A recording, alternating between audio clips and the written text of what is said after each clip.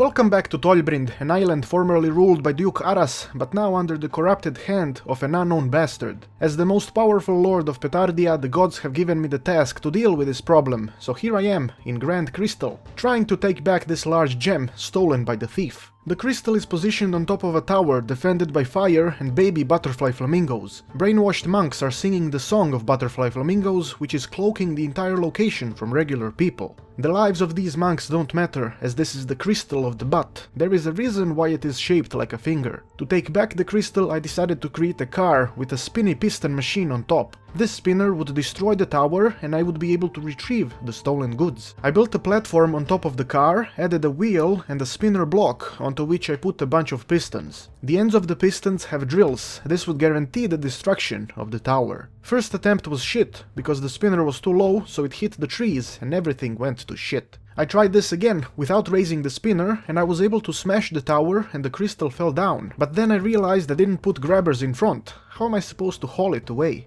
After building the grabbers, more attempts were made, but it was all shit, and I finally realized that I should raise the spinner so it is above the trees. As I approached the tower, the drills hit and they all flew off of my machine, and I didn't accomplish dick. I figured I needed to come faster, that way I would demolish the tower before it fucked my drills up, so I added more wheels. This brought the destruction of the tower and the crystal was on the ground. Grabbing it required a bit of dickery, but I managed to bring it to the portal and the gods sent me to the next zone. This is the farmer's gascoigne, a farmland where the bastards started producing a large amount of plants that serve as rug repellents. Imagine that shit, rug repellents! This was entirely unacceptable and I needed to destroy at least 90% of these crops. My existing spinner gave me a pretty good idea. I could create a spinner that would have saw blades spinning around the entire car. I did exactly that, same design as before, but this time with saw blades on the ends of all pistons. However, I did not like this, it seemed like the blades were too high. To fix this, I placed a small wood block and then a blade on it. This way I would have a beautiful crop destroyer. The few soldiers that were defending the crops got flung across the map like little bitches, and I was able to easily cut pretty much all of it. Controlling the car was a bit tricky, cause the spinner had a lot of force which affected the car movement, but it wasn't a big deal.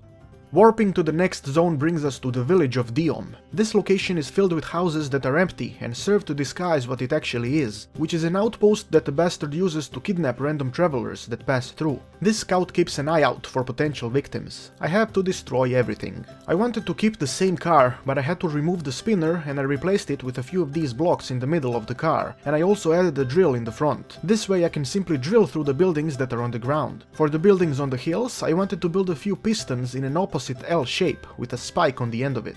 To get rid of the scout, I put a cannon facing upwards on the back of the car. The mayhem began and all of the ground buildings suffered glorious destruction, and once I was under the scout, I repositioned my camera to see him properly and fired. His death brought thunderous claps from the gods, but I was not done. There were more buildings to be destroyed. The first house was easy, it wasn't high, but the second one was a bit of a problem. The drill was in the way, so I sexually assaulted the wall, which was too much for the drill and it left my car in tears. Then I was able to destroy both this house and the windmill on the other side. Glorious destruction made my warp to the next zone very pleasant.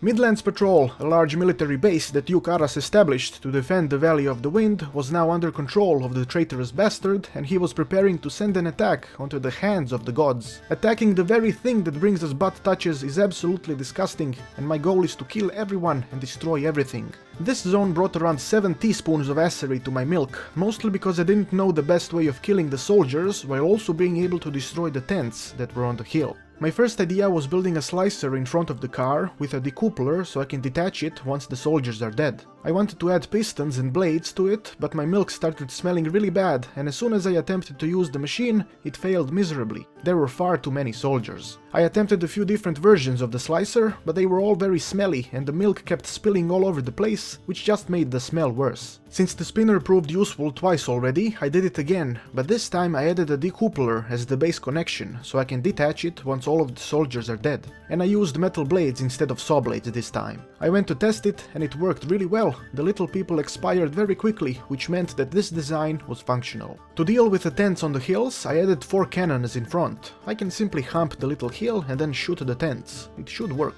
The cannon spinner was ready for deployment and I suffered a glitch in the system which fucked everything up, so I quickly restarted, and despite losing half of the spinner very quickly, I was still able to clean up the rest and then get rid of the tents on the ground.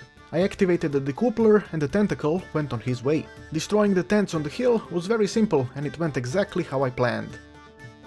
The final zone that brings you up to speed with the Tolbrynd problem is the Valley of the Wind. Sacred monuments dedicated for each Duke of Besiege protected by tornadoes got corrupted by the traitor and presented a threat too large to be left alone. To successfully destroy these monuments without getting fucked by the tornadoes, I wanted to create a small and super fast car with a drill in front. I put the suspensions to prevent getting stuck after destroying a monument. Turns out this design is utter shit, because I couldn't even go up this tiny hill. I tried to go left and right, but the little bastard just kept rotating his little wheels into nothingness. Then a tornado sent me flying, like a true gymnastic athlete.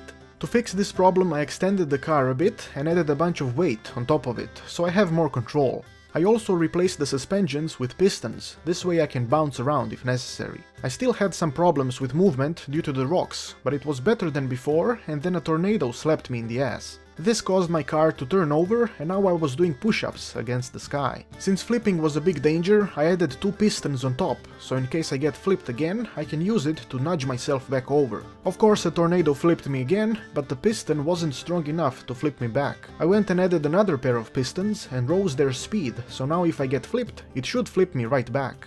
I was pretty sure things would be fine now and I went after this monument on a hill. My plan was to rush onto it and attempt to stab it with the drill. It took a few attempts, but the stabbage was successful and I continued the destruction. Since a tornado was blocking me, I had to go around the back to get another monument, and once it was destroyed, I noticed how the rocks from ruined monuments combined with the force of the tornadoes actually destroyed the rest of them, and this zone was completed. This brings us to odd contraption that I have already shown you. Now we wait until the gods crack open the rest of the zones so we can banish the traitor and so he leaves the land of Tolbrynd and never returns. Thanks for watching and make sure to let me know what type of milk do you like the most. I have been Petard, your glorious lord, and may the blessings of Petardia eternally touch your butt.